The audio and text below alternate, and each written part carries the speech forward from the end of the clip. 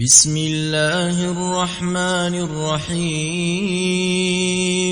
ألف لام ميم الله لا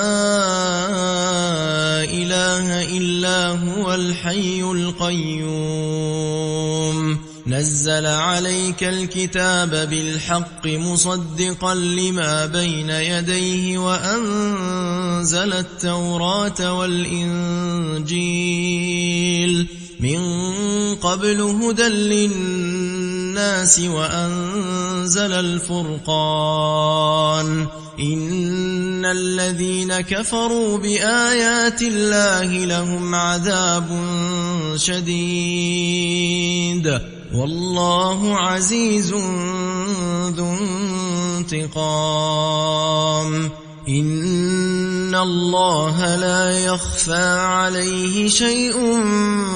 في الأرض ولا في السماء هو الذي يصوركم في الأرحام كيف يشاء لا إله إلا هو العزيز الحكيم هو الذي أنزل عليك الكتاب منه آيات محكمات هن أم الكتاب وأخر متشابهات فأما الذين في قلوبهم زيغ فيتبعون ما تشابه منه ابتغاء الفتنة وابتغاء تأويله وما يعلم تأويله إلا الله والراسخون في العلم يقولون آمنا به كل من عند ربنا وما يذكر إلا أولو الألباب ربنا لا تزغ قلوبنا بعد إذ هديتنا وهب لنا من لدنك رحمة إنك أنت الوهاب ربنا إنك جامع الناس ليوم لا ريب فيه إن الله لا يخلف الميعاد إن الذين كفروا لن تغني عنهم أموالهم ولا أولادهم من الله شيئا وأولئك هم وقود النار كدأب آل فرعون والذين من قبلهم كذبوا بآياتنا فأخذهم الله بذنوبهم والله شديد العقاب قل للذين كفروا ستغلبون وتحشرون إلى جهنم وبئس المهاد قد كان لكم آية في فئتين التقتا فئة تقاتل في سبيل الله وأخرى كافرة يرونهم مثليهم رأي العين والله يؤيد بنصره من يشاء إن في ذلك لعبرة لأولي الأبصار زين للناس حب الشهوات من النساء والبنين والقناطير المقنطرة من الذهب والفضة والخيل المسومة والأنعام والحرث ذلك متاع الحياة الدنيا والله عنده حسن المآب قل أنبئكم بخير من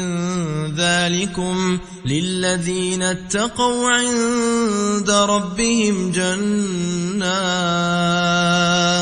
جنات تجري من تحتها الأنهار خالدين فيها وأزواج مطهرة ورضوان من الله والله بصير بالعباد الذين يقولون ربنا إننا آمنا فاغفر لنا ذنوبنا وقنا عذاب النار الصابرين والصادقين والقانتين والمنفقين والمستغفرين بالأسحار شهد الله أنه لا إله إلا هو والملائكة وأولو العلم قائما بالقسط لا إله إلا هو العزيز الحكيم إن الدين عند الله الإسلام وما اختلف الذين أوتوا الكتاب إلا من بعد ما جاءهم العلم بغيا بينهم ومن يكفر بآيات الله فإن الله سريع الحساب فإن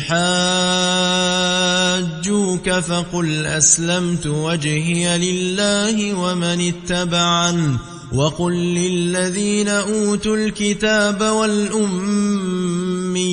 أأسلمتم فإن أسلموا فقد اهتدوا وإن تولوا فإنما عليك البلاغ والله بصير بالعباد إن الذين يكفرون بآيات الله ويقتلون النبيين بغير حق ويقتلون الذين يأمرون بالقسط من الناس فبشرهم بعذاب أليم أولئك الذين حبطت أعمالهم في الدنيا والآخرة وما لهم من ناصرين ألم تر إلى الذين أوتوا نصيبا من الكتاب يدعون إلى كتاب الله ليحكم بينهم ثم يتولى فريق منهم وهم معرضون ذلك بأنهم قالوا لن تمسنا النار إلا أياما معدودات وغرهم في دينهم ما كانوا يفترون فكيف إذا جمعناهم ليوم لا ريب فيه ووفيت كل نفس ما كسبت وهم لا يظلمون قل اللهم مالك الملك تؤتي الملك من تشاء وتنزع الملك ممن تشاء وتعز من تشاء وتذل من تشاء بيدك الخير إنك على كل شيء قدير تولج الليل في النهار وتولج النهار في الليل وتخرج الحي من الميت وتخرج الميت من الحي وترزق من تشاء بغير حساب لا يتخذ المؤمنون الكافرين أولياء من دون المؤمنين ومن يفعل ذلك فليس من الله في شيء إلا أن تتقوا منهم تقاه ويحذركم الله نفسه وإلى الله المصير. قل إن تخفوا ما في صدوركم أو تبدوه يعلمه الله ويعلم ما في السماوات وما في الأرض والله على كل شيء قدير. يوم تجد كل نفس ما عملت من خير محضرا وما عملت من سوء تود لو أن بينها وبينه أمدا بعيدا ويحذركم الله نفسه والله رؤوف بالعباد. قل إن كنتم تحبون الله فاتبعوني يحببكم الله ويغفر لكم ذنوبكم والله غفور رحيم. قل أطيعوا الله والرسول فإن تولوا فإن الله لا يحب الكافرين. إن الله اصطفى آدم ونوحا وآل إبراهيم وآل عمران على العالمين ذرية بعضها من بعض والله سميع عليم. إذ قالت امرأة عمران رب إني نذرت لك ما في بطني محررا فتقبل مني إنك أنت السميع العليم. فلما وضعتها قالت رب إني وضعتها أنثى والله أعلم بما وضعت وليس الذكر كالأنثى وإني سميتها مريم وإني أعيذها بك وذريتها من الشيطان الرجيم. فتقبلها ربها بقبول حسن وأنبتها نباتا حسنا وكفلها زكريا. كلما دخل عليها زكريا المحراب وجد عندها رزقا قال يا مريم أنى لك هذا قالت هو من عند الله إن الله يرزق من يشاء بغير حساب. هنالك دعا زكريا ربه قال رب هب لي من لدنك ذرية طيبة إنك سميع الدعاء. فنادته الملائكة وهو قائم يصلي في المحراب أن الله يبشرك بيحيى مصدقا بكلمة من الله وسيدا وحصورا ونبيا من الصالحين. قال رب أنى يكون لي غلام وقد بلغني الكبر وامرأتي عاقر قال كذلك الله يفعل ما يشاء. قال رب اجعل لي آية قال آيتك ألا تكلم الناس 3 أيام إلا رمزا واذكر ربك كثيرا وسبح بالعشي والإبكار. وإذ قالت الملائكة يا مريم إن الله اصطفاك وطهرك واصطفاك على نساء العالمين يا مريم اقنتي لربك واسجدي واركعي مع الراكعين ذلك من أنباء الغيب نوحيه إليك وما كنت لديهم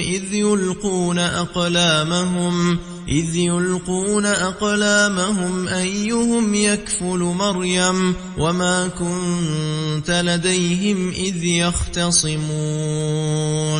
إذ قالت الملائكة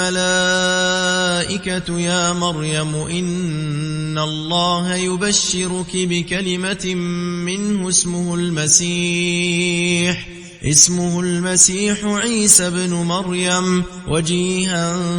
في الدنيا والآخرة ومن المقربين ويكلم الناس في المهد وكهلا ومن الصالحين قالت رب أنى يكون لي ولد ولم يمسسني بشر قال كذلك الله يخلق ما يشاء إذا قضى أمرا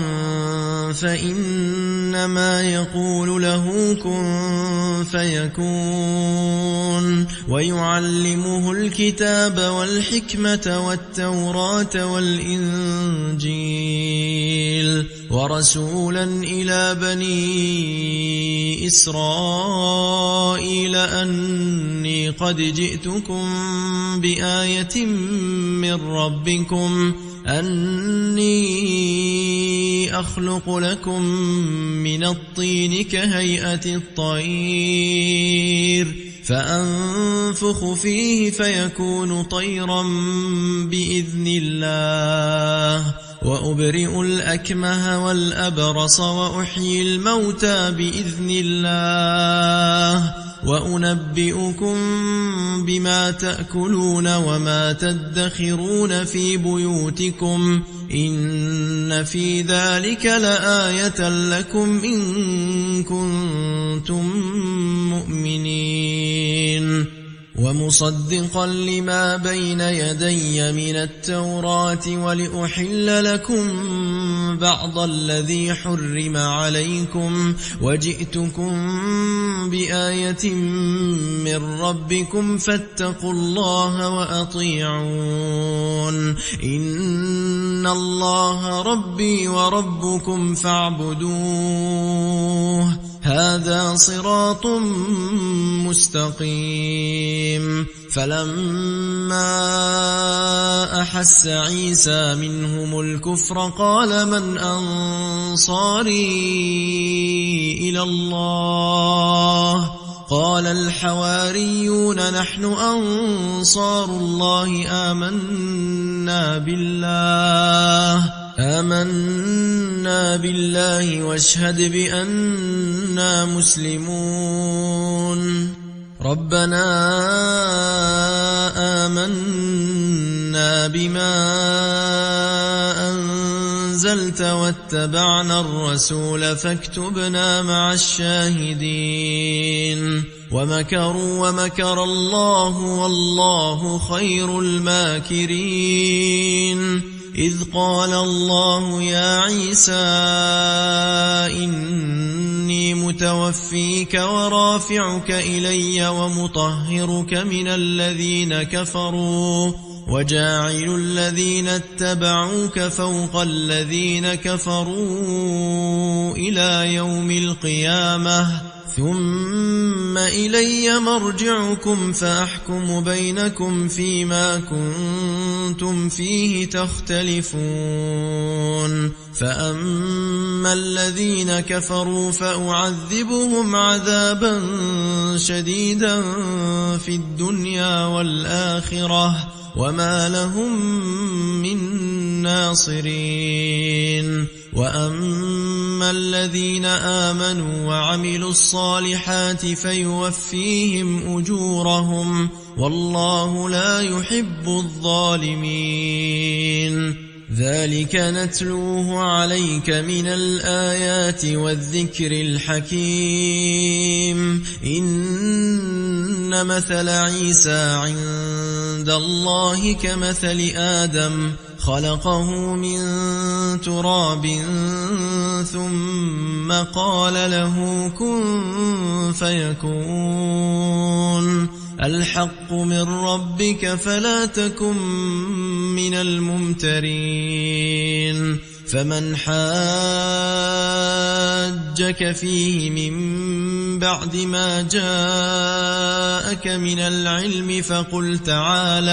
فقل تعالوا ندع أبناءنا وأبناءكم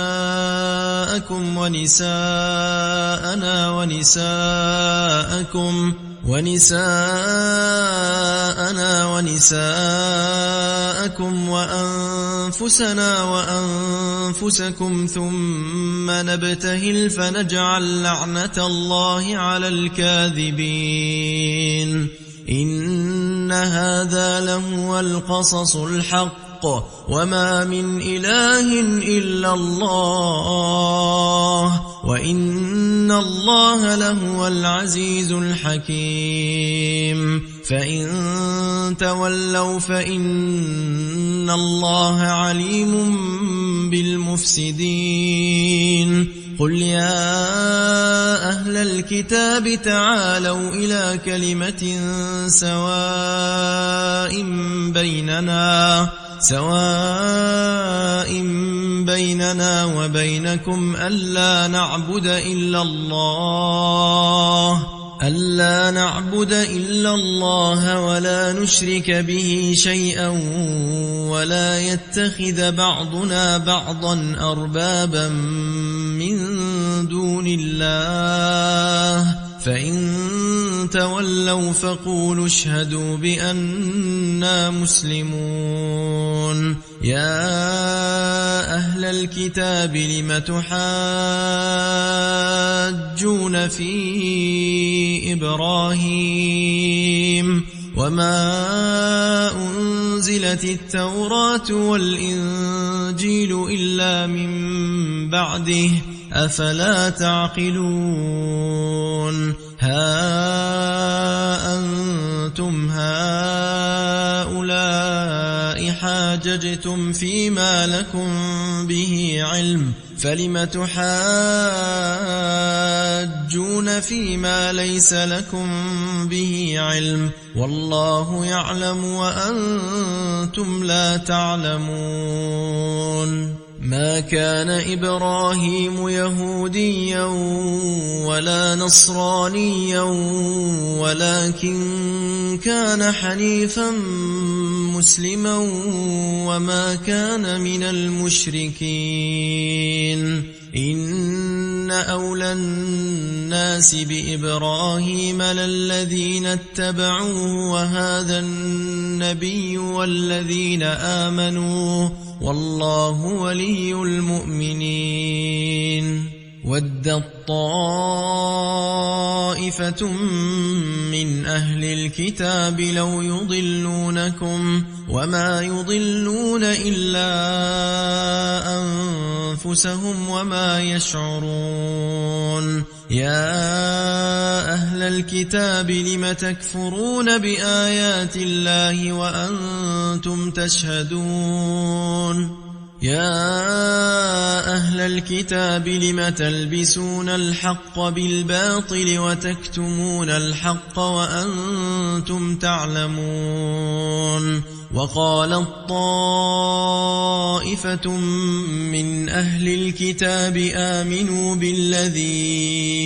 أنزل على الذين آمنوا وجه النهار واكفروا آخره لعلهم يرجعون ولا تؤمنوا إلا لمن تبع دينكم قل إن الهدى هدى الله أن يؤتى أحد مثل ما أوتيتم أو يحاجوكم عند ربكم قل إن الفضل بيد الله يؤتيه من يشاء والله واسع عليم يختص برحمته من يشاء والله ذو الفضل العظيم ومن أهل الكتاب من إن تأمنه بقنطار يؤده إليك ومنهم من إن تأمنه بدينار لا يؤده إليك إلا ما دمت عليه قائما ذلك بأنهم قالوا ليس علينا في الأميين سبيل ويقولون على الله الكذب وهم يعلمون بلى من أوفى بعهده واتقى فإن الله يحب المتقين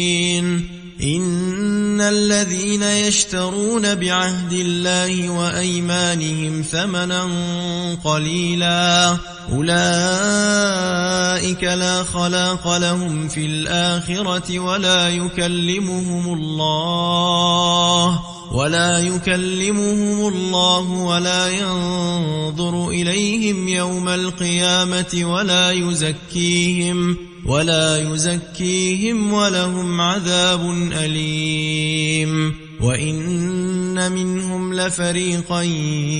يلوون ألسنتهم بالكتاب لتحسبوه من الكتاب وما هو من الكتاب ويقولون هو من عند الله وما هو من عند الله ويقولون على الله الكذب وهم يعلمون ما كان لبشر أن يؤتيه الله الكتاب والحكم والنبوة ثم يقول للناس كونوا عبادا لي من دون الله ولكن كونوا ربانيين بما كنتم تعلمون الكتاب وبما كنتم تدرسون ولا يأمركم أن تتخذوا الملائكة والنبيين أربابا أيأمركم بالكفر بعد إذ أنتم مسلمون وإذ أخذ الله ميثاق النبيين لما آتيتكم من كتاب وحكمة ثم جاءكم رسول مصدق لما معكم لتؤمنن به ولتنصرنه قال أأقررتم وأخذتم على ذلكم إصري قالوا أقررنا قال فاشهدوا وأنا معكم من الشاهدين فمن تولى بعد ذلك فأولئك هم الفاسقون أفغير دين الله يبغون وله أسلم من في السماوات والأرض طوعا وكرها وإليه يرجعون قل آمنا بالله وما أنزل علينا وما أنزل على إبراهيم وإسماعيل وإسحاق ويعقوب والأسباط وما أوتي موسى وعيسى والنبيون من ربهم لا نفرق بين أحد منهم ونحن له مسلمون ومن يبتغ غير الإسلام دينا فلن يقبل منه وهو في الآخرة من الخاسرين كيف يهدي الله قوما كفروا بعد إيمانهم وشهدوا أن الرسول حق وجاءهم البينات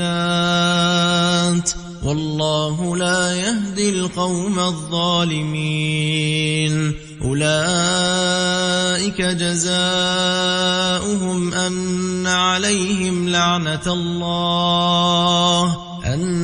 عليهم لعنة الله والملائكة والناس أجمعين خالدين فيها لا يخفف عنهم العذاب ولا هم ينظرون إلا الذين تابوا من بعد ذلك وأصلحوا فإن الله غفور رحيم إن الذين كفروا بعد إيمانهم ثم ازدادوا كفرا لن تقبل توبتهم وأولئك هم الضالون إن الذين كفروا وماتوا وهم كفار فلن يقبل من أحدهم ملء الأرض ذهبا ولو افتدى به أولئك لهم عذاب أليم وما لهم من ناصرين لن تنالوا البر حتى تنفقوا مما تحبون وما تنفقوا من شيء فإن الله به عليم كل الطعام كان حلا لبني إسرائيل إلا ما حرم إسرائيل على نفسه من قبل أن تنزل التوراة قل فأتوا بالتوراة فاتلوها إن كنتم صادقين فمن افترى على الله الكذب من بعد ذلك فأولئك هم الظالمون قل صدق الله فاتبعوا ملة إبراهيم حنيفا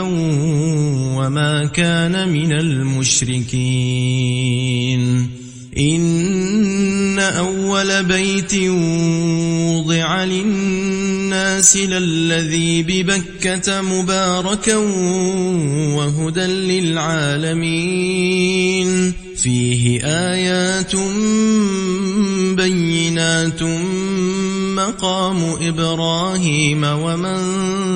دخله كان آمنا ولله على الناس حج البيت من استطاع إليه سبيلا ومن كفر فإن الله غني عن العالمين